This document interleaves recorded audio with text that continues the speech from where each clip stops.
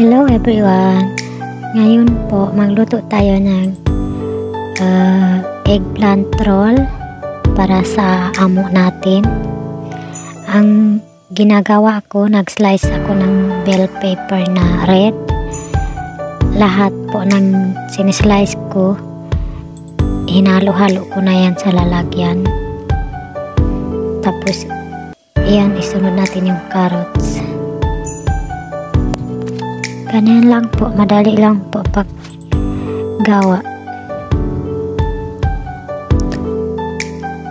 Yan, sunod natin yung green. Wala nang maraming storya, importante na slice na. Sunod natin yung mushroom.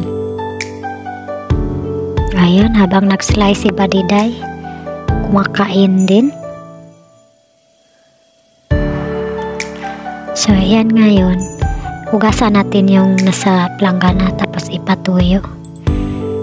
Tapos yan, i-mix natin lahat ng mga ingredient niya. Ayan lahat.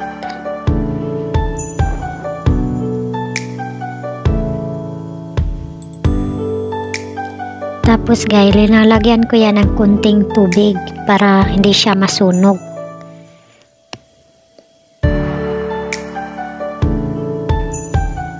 Tapos yan lang lahat yung mga gamit niyang ilagay. So, ganyan lang.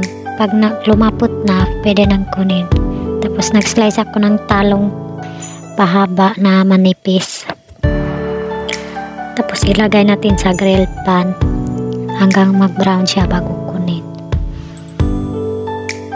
Tapos yan yung sauce niya, yung whipping cream.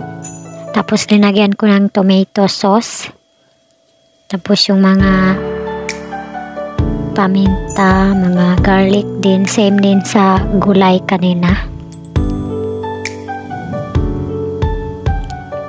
Ganyan lang. Mga garlic powder, onion powder,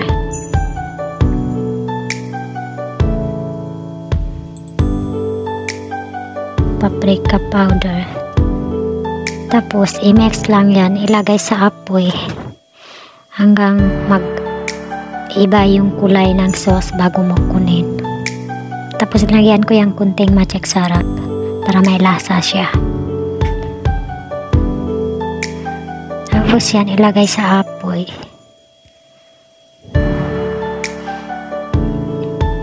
I-mix lang. Pag ganyan na ang kulay, pwede mo nang kunin. Tapos, yung gulay na hiniwa natin kanina, i-roll na natin, ilagay sa talong na manipis ang slice. So, ganyan lang guys. I-roll lang.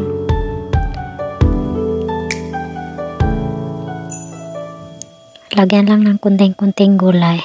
Kaya idol lang amo naming lalaki yan. So, ganyan lang. Pasensya na sa apron, marumi kaya daming ginagawa. So, yan na guys, lahat na na-roll.